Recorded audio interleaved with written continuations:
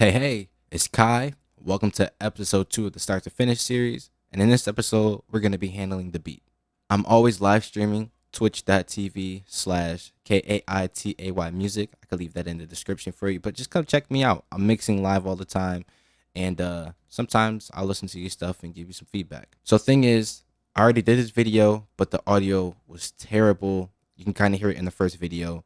This one's going to be way cleaner and moving forward. So I'm just going to treat this as a recap video. The first thing I'm going to talk about are the drums. It's like the first thing that I did. I'm going to pick the loudest section or the section with the most going on. Just so happens to be this one. And I'm going to mute my parallel tracks for the 808s. I leveled everything out. I'm going to play for you.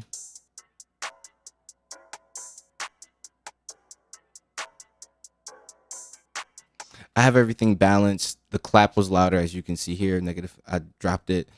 The rim was louder. Everything was just kind of loud, and it made it bright overall. So just tucked it. I added some reverb onto the drums.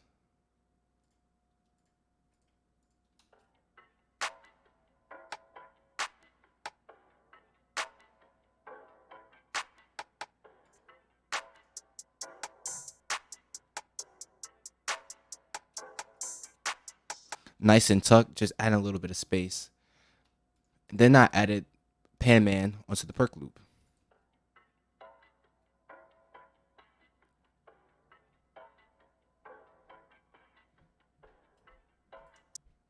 So that's cool. Just some movement, a little bit of movement, and a little bit of depth. And then going over to the 808. So I have them linked. The way to do that is you select them, do Control G. It'll make a group. So I'm just going to edit the one that I already have, modify. And this one is named 8081. I have two 808s. And I have it on mix. So whatever you do in the mix window is linked. So I can do all the levels at once. This is Alt. This is Windows. If you're Mac, Option. Once again, if you're Mac, this one's Control. So I have that selected, volume and mute, and that's for 808 1 and 2. You can also see that it's named here. So if you're ever wondering what's grouped and what isn't. So my hi-hat is grouped. My open hats are also grouped. So I'm going to start with, also, I have my 808s routed to one bus. And then the 808 and the kick are summed to one. So cool. All right. So for the first one, they're grouped. So you have to do Windows mute, or I believe it's control click. I'm sorry. So I just wanted the 808, the main 808, wanted it mono. No stereo information. By the way, most important thing to note here is that the 808s, I just duplicated them. So I'm going to do my parallel processing this way instead of making an aux send. So that's the first one. I've literally done no extra processing, just made it mono. On the second one, this one's going to be spread. So it's going to be wide. And what I'm going to do is I'm going to take the low end out of it. And then I'm going to make the upper frequencies wide. So I'm going to mute these. So this is with the low end cut out. There's something I didn't like in here, so I EQ'd it out. This right here. Thin it. And this is just adding a little bit of punch. And then there's this plugin called Basslane by Tone Projects. And it's just supposed to be making things wide. This 808 in particular isn't going to be as wide as the second one, but I still wanted to add a little bit to it.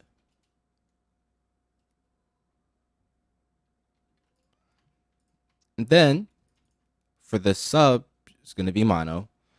And then we're going to just cut everything above 90 hertz. So it's just a sub.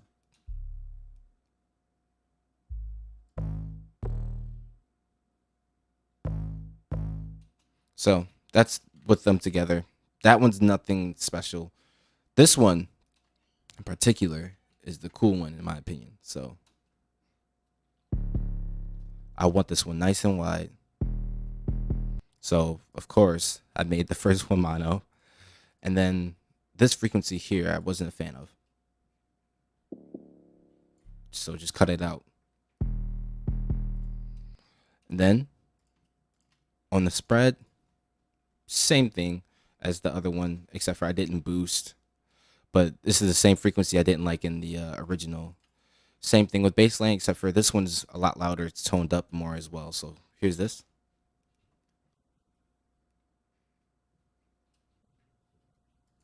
And same thing with the sub. Sub is the same as the other one before. So to turn these on so you can see them, exact same thing. And here's this 808.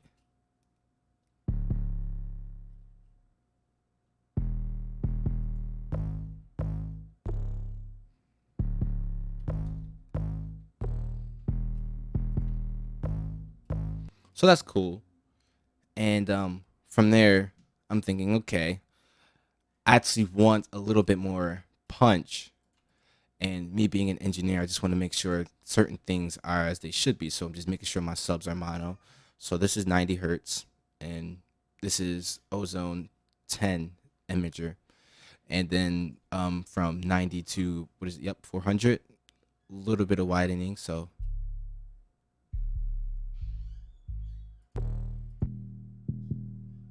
widen this a little bit. And then the top end, widening that just a touch.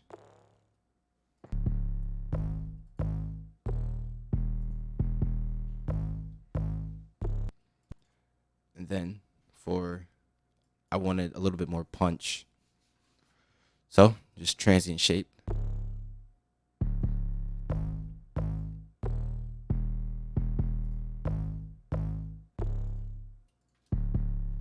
And then I wanted to make a little bit of space for the kick. So just cut a little bit of 60 out. And then moving over to the kick, I added the little pull tech trick, but from the Better Maker plugin. So just literally just select this preset, which is adding 30 hertz.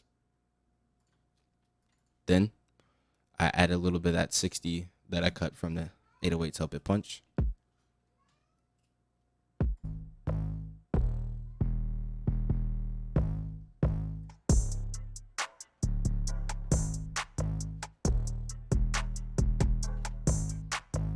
So if you notice, I'm skipping these bus processing on purpose because generally speaking, I do that after I've gotten everything else balanced.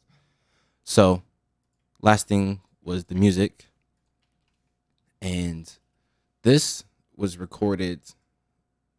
The track had this on while I was recording the vocals. So I just left it on. And it's just some automation over here at the end.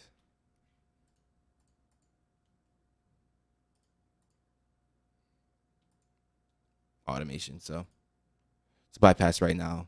And I can play that for you so I'll just play that for you now.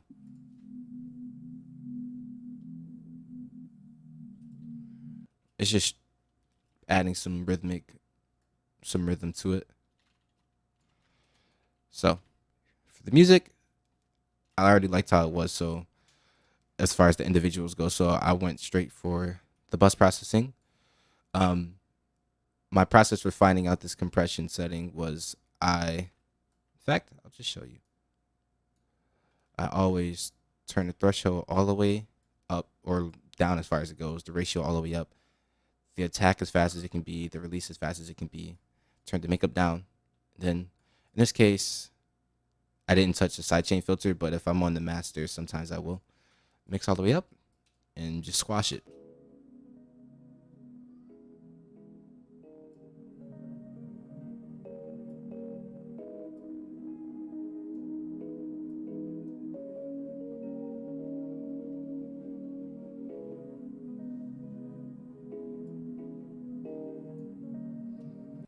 Anyway, so I came to these settings, the ones you see here. Started from the preset, just adjusted it a little bit. 2-to-1 ratio, not compressing it a ton. Just dancing. From there, I added saturation. I love this thing. No idea what it does, but it's bussing.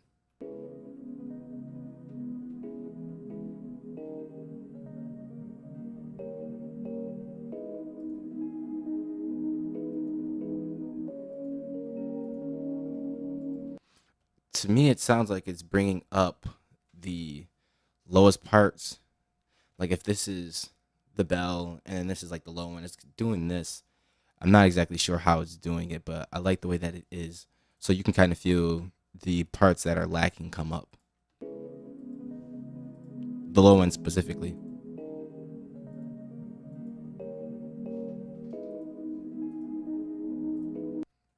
Then I just added some reverb.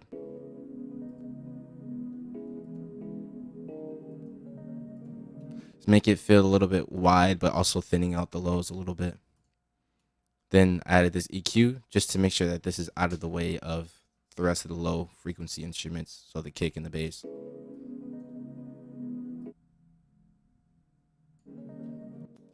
You could keep that if you want. You could argue that you should just keep it, but that's all preference. So here's all of it together.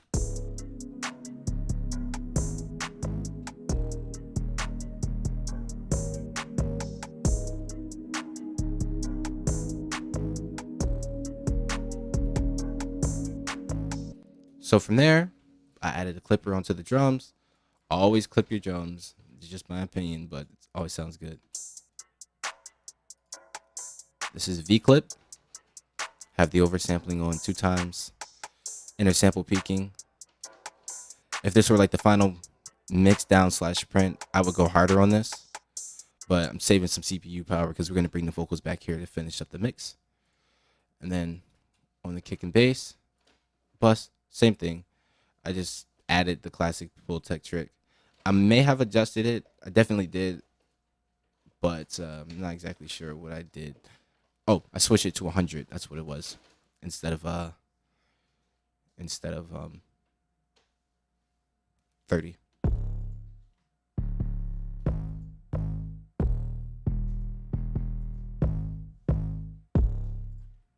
Then I clipped it.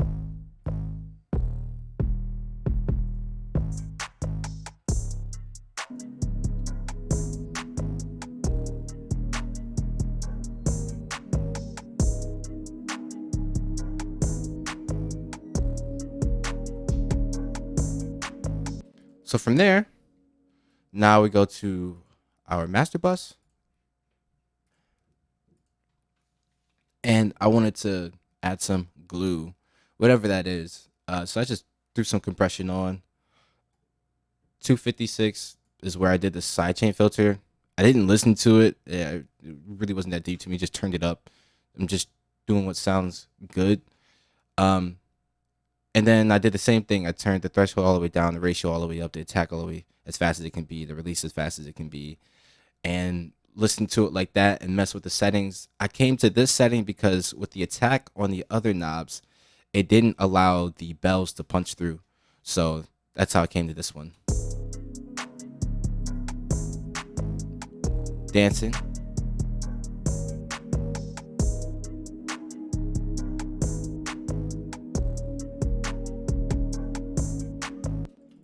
And once again, I love this plugin. Not exactly sure what it's doing, but I put it in mid side. I unlinked it. If you move this while it is linked, does it to both. And I already went through that. It sucked. I had something nice, or at least what I thought was. So I drove it until this 4% light popped up. I don't think I did that on the side, but this over here is the mid. I have the one on. It's supposed to be gain compensation is what I think it is, but I could be wrong. And then I have the output of the side turned down just a little bit, you know, like an A and B. Randomize the channel for the distortion that Plugin Alliance adds into all of their plugins, unless that's Brainworks. I'm not really exactly sure, but it's through Plugin Alliance is how I got this. I don't have any of the stereo width on, and I just have some mono from 90, as well as over here, 90. So if you want to copy these settings, you can, but just make sure you mess with the drive and the magic knob.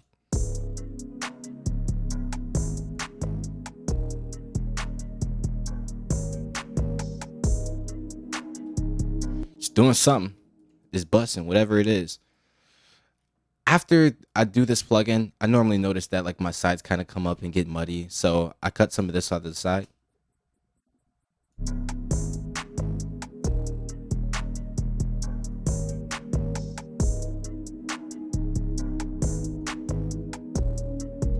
I mean, it honestly sounds fine either way, but I'm gonna cut some of that out because I want my vocals to really pop, and I like to do a lot of background vocals, so it's just gonna fight anyway later. And then some more clipping. That's how I like to top off my beat. If it was just a regular beat that I was gonna post somewhere or send to somebody, I would put a limiter on after this clipper.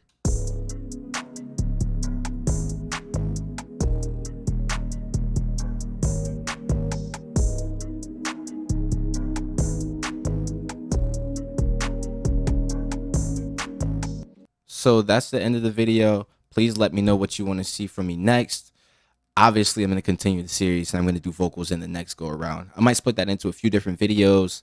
Let me know what limit or what time limit you would like to see for the videos. Like maybe you aren't watching anything longer than 20 minutes or 30 minutes. Or if you don't care, just say you don't care. If you don't care, I'll just go ahead and upload the full hour or whatever it turns out to be. Appreciate you. Like, comment, subscribe. Let me know what you think, and I'll catch you later.